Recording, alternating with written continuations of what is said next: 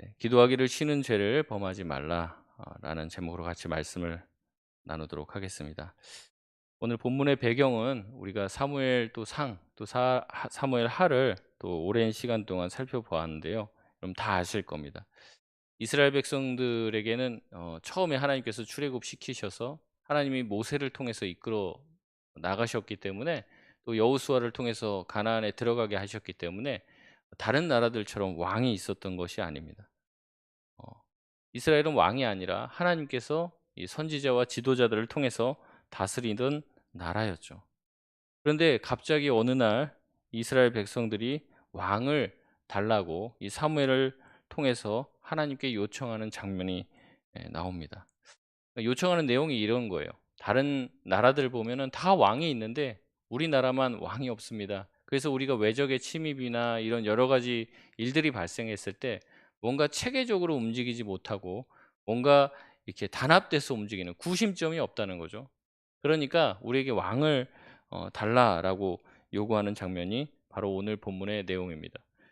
여러분, 그런데 생각해 보십시오. 이스라엘에게 정말 왕이 없었습니까? 그렇지 않죠. 눈에 보이는 왕은 사실은 존재하지 않았지만 실질적인 왕으로서의 역할을 감당하시는 하나님이 계셨던 것이죠. 이스라엘 백성들을 지키고 보호하시고 인도하시는 하나님이 왕이셨어요. 근데 이스라엘 백성들이 왕이 없다라고 말하는 것은 무엇입니까? 하나님을 더 이상 왕으로 여기지 않겠다라는 얘기인 거예요. 하나님은 여지까지 우리의 왕이 아니었다라는 이야기를 하는 거예요. 그래서 사사기 21장 25절에 보면 이런 사태를 아마 예견했던 것 같아요. 사사기 맨 마지막 절에 이렇게 나옵니다. 그때 이스라엘의 왕이 없으므로 사람이 각기 자기의 소견에 옳은 대로 행하였더라.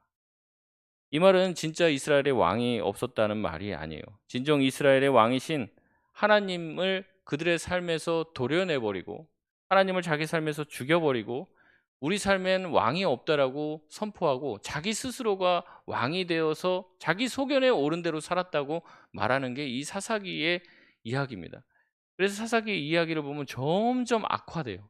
좋아졌다가 회개했다가 다시 인제 또 악해졌다가 또 하나님의 심판을 받으면 또 회개하고 다시 좋아졌다가 또 범죄했다가 이런 인제 사이클을 도는데 이 사이클이 돌면 돌수록 더 심각해지고 더 어떻게 보면 걷잡을 수 없는 사태로 일이 일파만파 번지게 됩니다.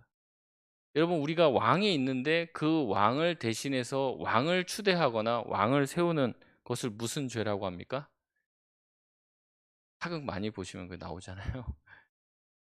예. 뭐 대역죄, 예. 영모죄라고 또 얘기를 하는데 제가 깜짝깜짝 놀랄 때가 있습니다. TV를 가끔 켜 놓는데 "영모여." 하면 저를 부른 줄 알고 제가 죄를 지면 영모죄라고 자꾸 그러시는데 농담입니다. 네. 이스라엘 백성들이 이런 대역죄, 영모죄를 저지른 것이죠. 하나님이 왕인데 새로운 왕을 추대하겠다는 거예요. 보통 여러분 이 영모죄를 저지르면 어때요? 이 대역죄를 저지르면은 그 대역죄를 저지른 사람은 삼족을 멸해 버립니다. 가장 중형으로 다스리게 되는 거예요. 하나님이 뻔히 계시는데 하나님이 왕이 아니다. 우리는 새로운 왕이 필요하다라고 얘기하면 이 사람들은 지금 영모죄를 저지른 거예요. 하나님 입장에서는 어떻게 합니까? 이런 주장한 사람들을 싹 쓸어버려야 되는 거예요. 그게 정상적인 겁니다. 하나님이 진노하십니다. 하나님이 진노하셔서 그 진노를 이스라엘 백성에게 막 내뿜으니까 이스라엘 백성들이 막 두려워서 덜덜덜덜 떠는 거예요. '아, 우리가 지금 말을 잘못했구나. 자기들이 무슨 말을 하는지도 몰랐구나.' 이런 얘기를 하면서 엎드려서 용서해 달라는 고백이 19 절의 내용입니다. 그래서 19 절에 보면 모든 백성이 사무엘에게 이야기하는 거예요. "당신의 종들을 위하여 당신의 하나님 여호와께 기도하여서 우리가 죽게 하소서." 하나님이 막 화가 나셔서 진노를 하시니까. "우리가 우리의 모든 죄에 왕을 구하는 죄를 더하였다." 자기들도 깨닫는 거죠. 사무엘이 "그래, 니네들 잘못했지." 이렇게 얘기를 하면서 이렇게 얘기합니다. "그렇지만 하나님은 너희들을 멸망시키지 않을 것이야." 22 절에 보면 "너희가 잘못했어도 하나님은 너희를 자기 백성 삼은 것을 기뻐하시고 자기의 이름을 위해서라도 너희를 버리지 않을 것이다."라고 얘기하면서 하나님이 마치 어 굉장히 화가 나셨지만은 너희들을 싹 쓸어버리거나 하지는 않겠다라는 이야기를 합니다. 그러면서 사무엘이 자기가 이제 너희들을 위해서 해야 될 것이 있는데 그것이 무엇이라고 얘기해요? 나는 너희를 위하여 기도하기를 쉬는 죄를 범하지 않겠다라고 이야기합니다.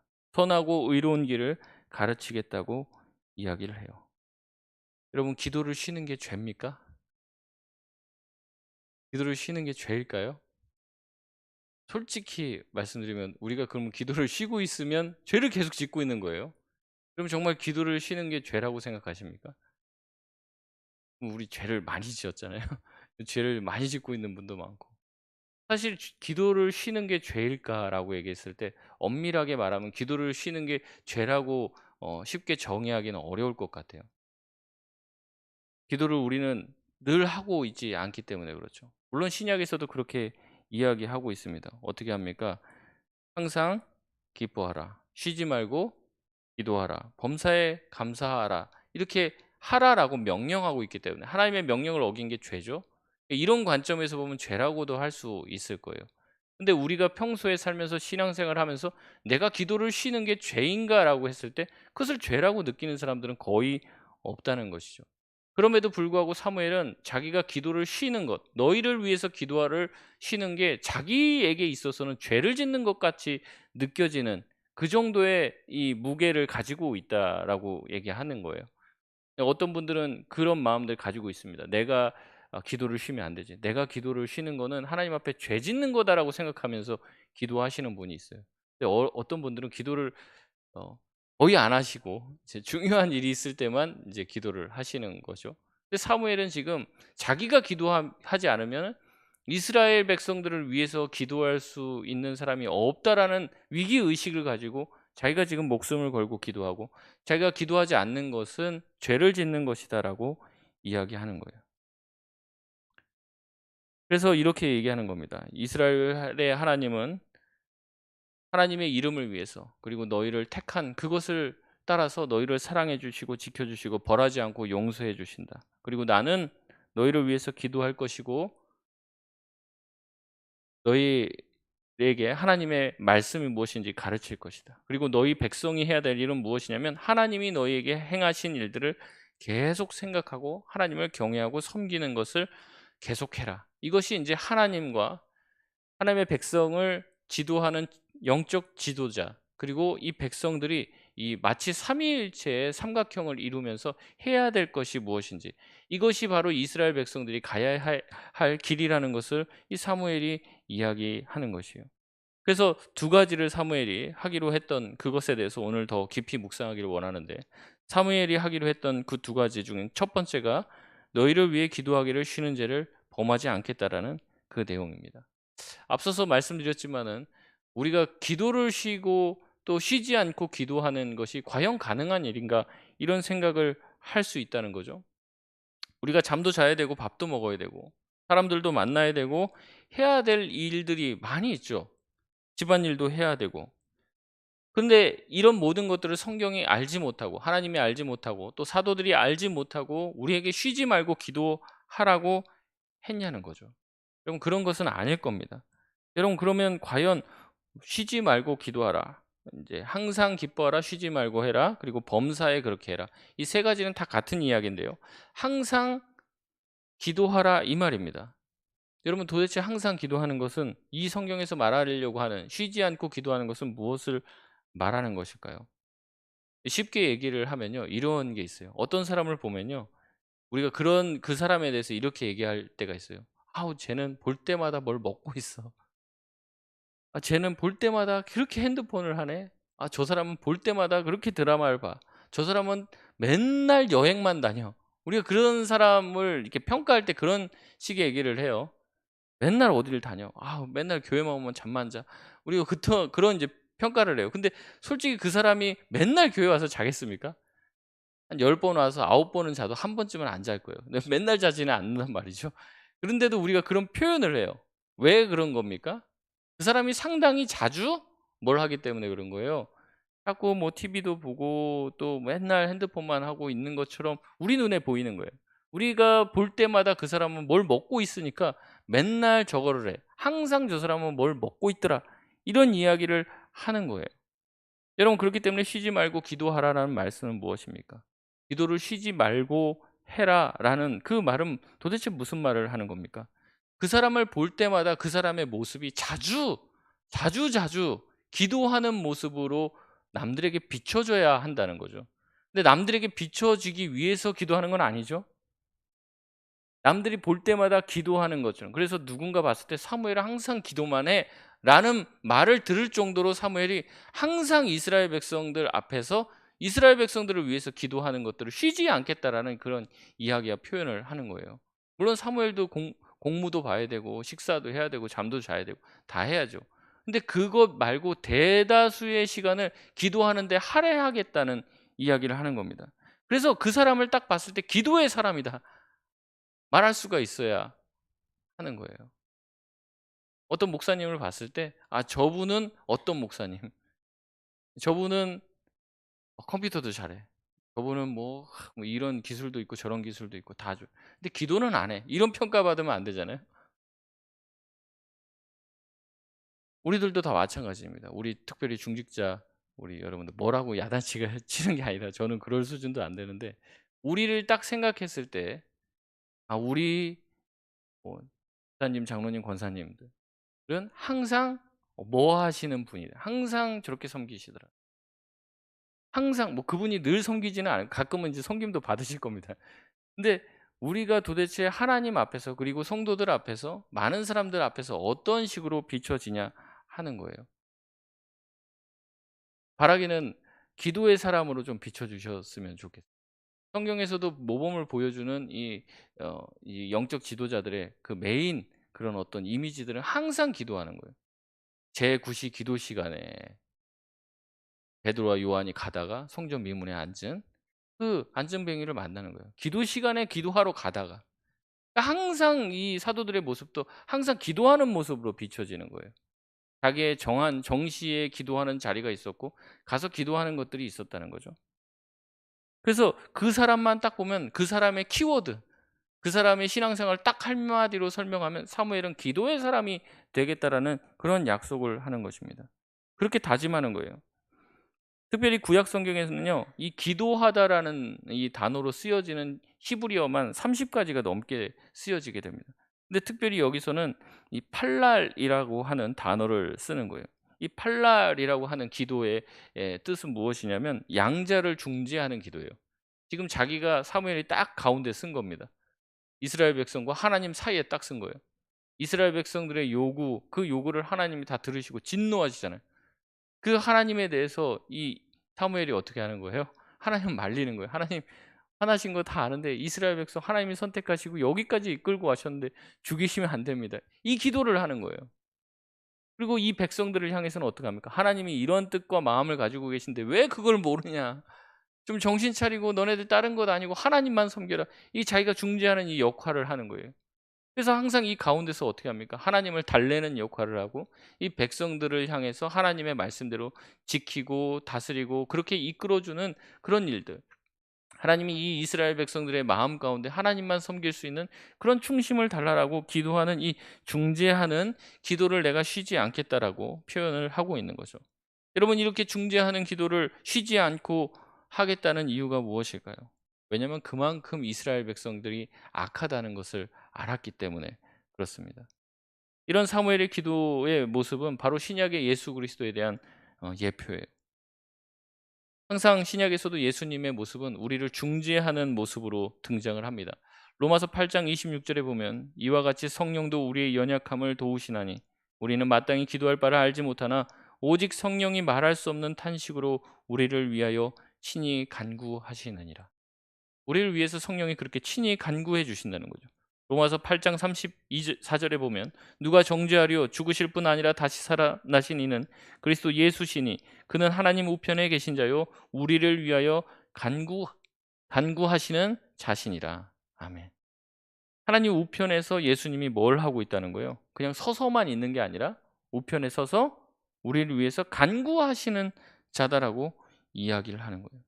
요한복음에 보면은 요한복음 뒤쪽에 예수님이 십자가에 달려 돌아가시기 전에 아주 장대하게 예수님이 하나님께 이 이스라엘 백성들, 그다음에 주님의 백성들 또 제자들을 위해서 기도하는 장면들이 쭉 길게 나옵니다. 요한복음 17장 9절에 보면 이렇게 이야기를 해요. 예수님께서 내가 그들을 위하여 비옵나니 내가 비옵는 것은 세상을 위함이 아니요 내게 주신 자들을 위함이니이다. 그들은 아버지의 것이로 소이다. 예수님께서는 쉼없이 우리를 위해서 기도하고 계십니다. 그렇기 때문에 우리도 우리의 연약함을 놓고 우리의 악함을 놓고 기도해야 돼요. 주님, 우리는 악합니다. 우리는 시간만 있고 우리에게 여유가 있으면 기도하고 전도하고 말씀을 읽고 여기에 시간을 보내기보다는 우리가 하고 싶은 어떠한 것들을 하고 우리의 우상을 쫓아가며 살고 있지는 않습니까? 그러니까 늘 기도해야 돼요. 주님, 저로 하여금 연약한 제 자신의 연약함들을 내려놓고 주님만 바라보고 주님만 의지하는 자가 되게 하여 주옵소서. 우리가 늘 엎드리지 않으면 안 된다는 거죠. 우리가 연약하기 때문에 우리의 힘으로는 설 수 없기 때문에 주님 앞에 자꾸 엎드려야 되는 거예요. 그리고 주님 앞에 엎드리고 주님을 바라볼 때 다시 우리가 힘을 얻게 되는 겁니다. 자꾸 이 세상에서는요, 자꾸 자기 자신을 사랑하라고 얘기해요. 자기 자신에 대해서 주목하고 자기 자신이 굉장히 가치 있는 존재가 있다라고 자꾸만 얘기를 합니다. 그래서 내면에 어떤 그런 힘들이 있다라고 주장을 해요. 하지만 성경은 그렇게 얘기하지 않습니다. 우리는 그렇게 내면이 강한 존재가 아니고 그렇게 대단한 존재가 아니에요. 누가 한 명만 나에 대해서 험담을 하고 다녔다는 얘기만 들어도 밤에 잠을 못 자는 게 우리처럼 연약한 그런 인생이라는 것이죠. 그렇기 때문에 내 자신을 주목해서는 안 되는 거예요. 기도를 통해서 하나님을 바라볼 때 내가 능력이 있어서 힘있게 살아가는 것이 아니라 나와 함께 하신 예수 그리스도께서 강하시기에 그분이 나와 함께 하시기에 내가 바로 설 수 있다는 것을 깨달을 수 있게 되는 것이죠. 우리의 연약함에도 불구하고 하나님께서는 어때요? 22절에 보니까 하나님께서는 이스라엘 백성을 택하셨음을 기뻐하셨다고 그래요. 그리고 자기 이름을 위하여 우리를 버리지 않으신다라고 말씀을 하고 계십니다. 여러분 믿으십니까?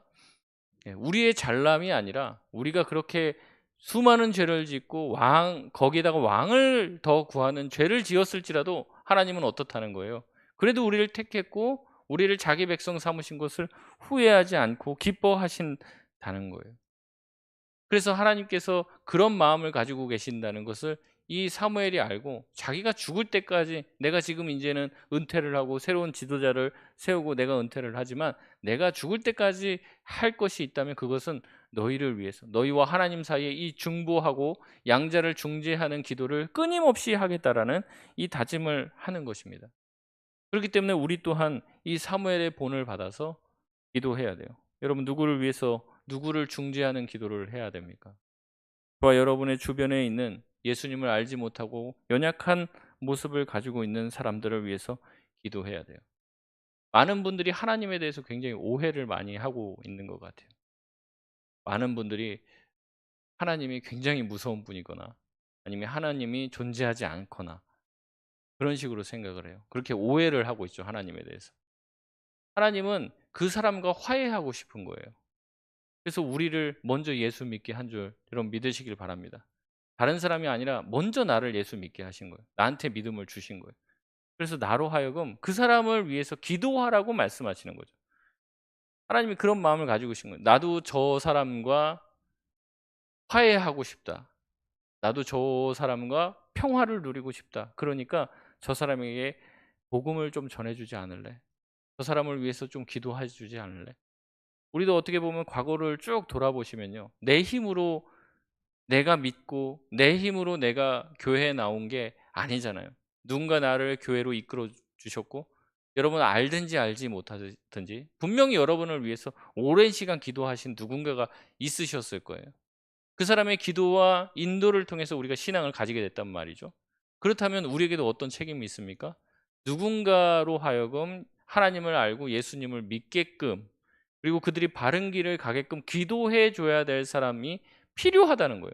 그래서 우리를 어떻게 보면 불신 가정에 보내신 거고 그래서 우리로 하여금 우리 주변에 많은 불신자들을 하나님이 포진시켜 놓았는지도 몰라요.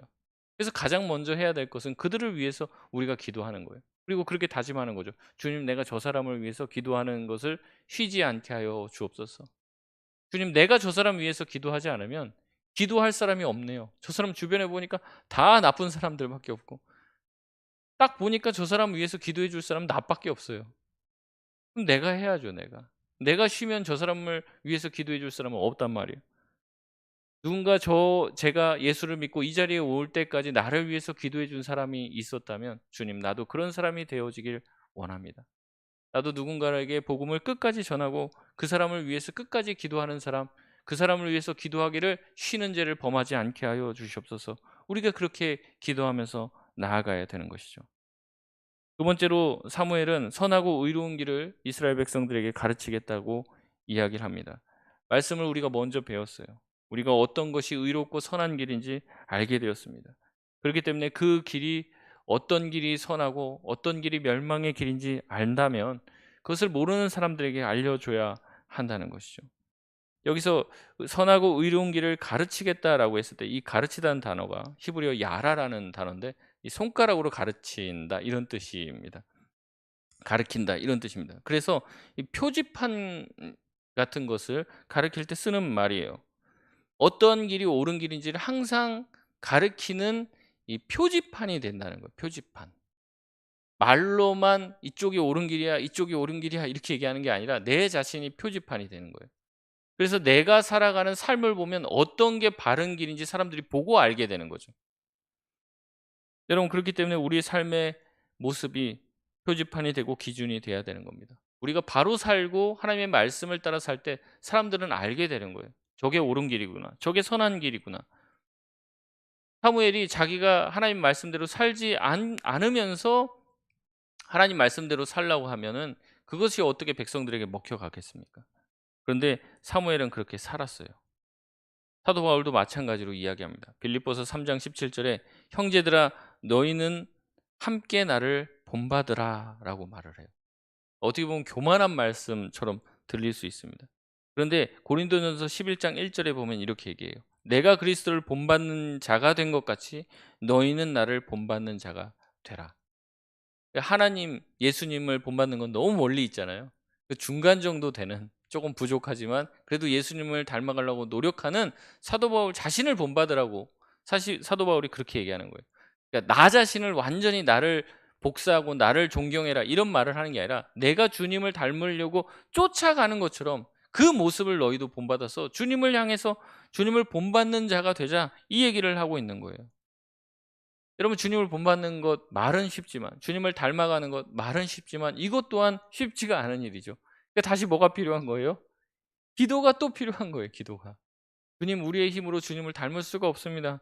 주님의 도우심이 있어야 합니다. 주님의 도우심이 있어야지 내가 주님을 닮아갈 수 있습니다. 여러분, 우리가 형제를 사랑해야 된다 이런 얘기 듣지만, 용서해야 된다 이런 말 듣지만은 알고 있잖아요. 다 알고 있지만 왜 안 됩니까? 우리 안에 그럴 마음이 없잖아요. 우리 안에 선한 게 없단 말이죠. 그러니까 그 문제를 놓고 기도해야 돼요. 주님, 사랑의 마음을 허락하여 주시옵소서. 용서의 마음을 허락하여 주시옵소서. 우리는 근본적으로 누군가를 바라보면 자꾸 비판하게 되어 있어요. 기본적으로. 내가 하는 작은 것 하나 이걸 자꾸 드러내고 싶잖아요. 교만하니까 우리 안에서. 그래서 남의 자꾸 어, 티는 막 크게 얘기하고 나의 들보는 아무것도 아닌 것처럼 생각하는데 그게 기본적인 겁니다. 그게 기본. 우리의 기본 세팅이 그래요. 근데 주님의 말씀처럼 나보다 남을 낮게 여기고 모든 사람을 대할 때 누구를 대하듯이에요? 죽게 대하듯.